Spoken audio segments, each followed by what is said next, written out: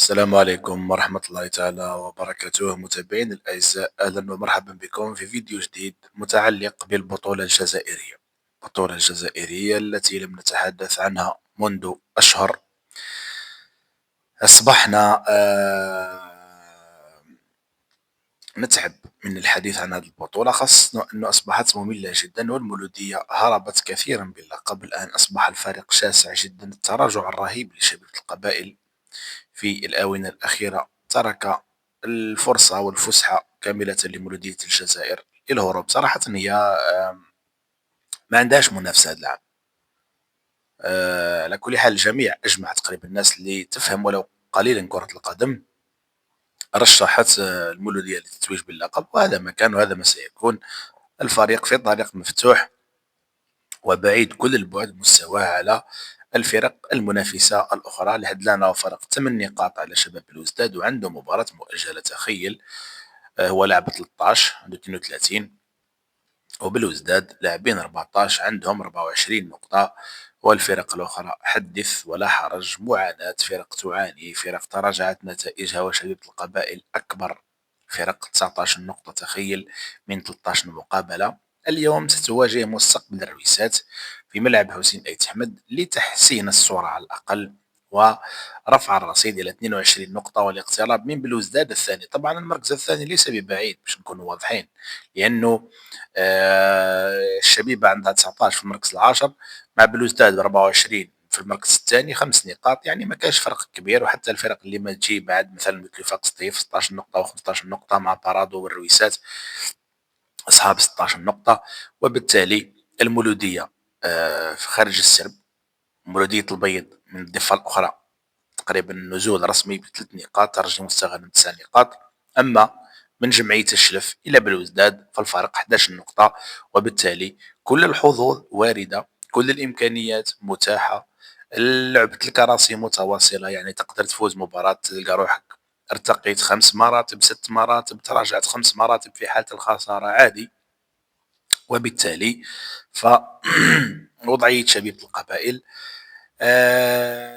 ليست بخير. اليوم السولاقي مستقبل بلدية الرويسات في وضعية كارثية للشبيبة، ولكن حتى فريق الرويسات مع العروسي تراجع الفريق كثيرا وأصبح هشا وأصبح ضعيفا رغم فوزه على مولودية الجزائر، وهذا يحسب له لأنه الفريق الوحيد في البطولة الذي أطاح بمولودية الجزائر بهدف نظيف. ولكن الفريق يعاني الكثير وتراجع كثيرا.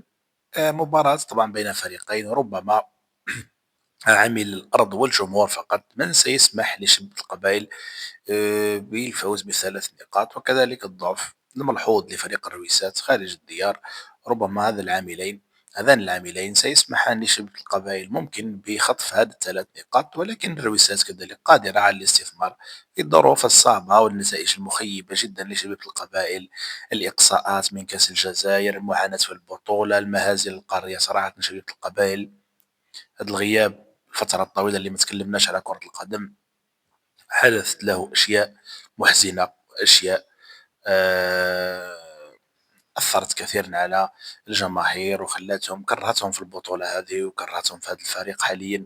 ليس الفريق طبعا، ولكن في نتائج الفريق ومشاكل الإدارة يطالبون برحيل الجميع، ولكن لحد الآن لا شيء جديد ولا شيء يتحرك. يتكلمون على استقدام عبد الرحمن مزيان على كل حال للفريق كتدعيم من بلوزداد. هذا أمر جيد وصفقة محترمة إذا تمت، ولكن الميركاتو نتركه إلى وقته، والفريق قد يعود لأنه شبيبة وعنده كل المقومات وكل الإمكانيات وكل التاريخ والاسم والكبر الذين يسمحون له بالعودة إلى النتائج. مباراة ضد الرويسات اليوم تنطلق على الساعة 6 إلى ربع بملعب حسين يتحمد. أما النادي الرياضي القسنطيني فيذهب إلى العميد، العميد مع العميد في ملعب الدويرة ملعب المولودية. المولودية 32 نقطة، القسنطيني 20 نقطة. المولودية صراحة بعيد عن المنافسين وفي طريق مفتوح لتحقيق فوز جديد، فوز آخر. إذا فازت المولودية اليوم سيكون الفوز رقم 11 من 14 مقابلة، وهذا أكبر دليل على قوة و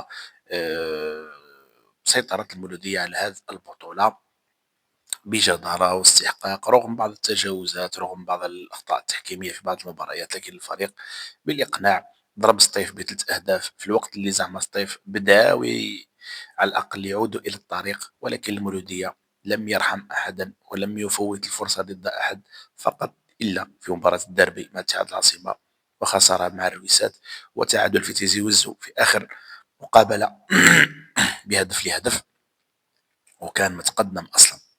الفريق كان متقدم، فاز في الديربي على بلوزداد، لم يرحم أحدا ولم يفوت الفرصة ضد أحد، وبالتالي فهو في طريق مفتوح وبكل جدارة للتتويج بهذا اللقب، راح يكون الثالث على التوالي، والمنافسة أصبحت محدودة. لكن في انتظار التألق القاري طبعا، لأن هذا التألق في هذه البطولة الفاشلة طبعا لا ينفع كثيرا، لأنه أصبح عنده فوارق على المنافسين. الشبيبة اللي توقعناها أنها ستعود وتتألق لم تتألق ولم تعد، بل تراجعت كثيرا. هذه الفترة من شهر نوفمبر إلى اليوم الفريق تراجع كثيرا كثيرا جدا، وبالتالي اليوم المولودية في طريق مفتوح آخر لتعميق الفارق إلى 11 نقطة على أقرب الملاحقين. مباراته مع النادي الرياضي القسنطيني صاحب 20 نقطة، وهو الذي كذلك يعاني ونتائجه ليست جيدة مع بعد رحيل المدرب بروس ميرسفيك وتعيين التونسي لصعد الدريدي على رأس الإدارة الفنية للفريق. صراحة لا أؤمن بأن الدريدي سيأتي بالأشياء الجديدة الكثيرة طبعا للفريق. نتمنى التوفيق لكل الفرق، ويومكم سعيد، والسلام عليكم ورحمة الله وبركاته.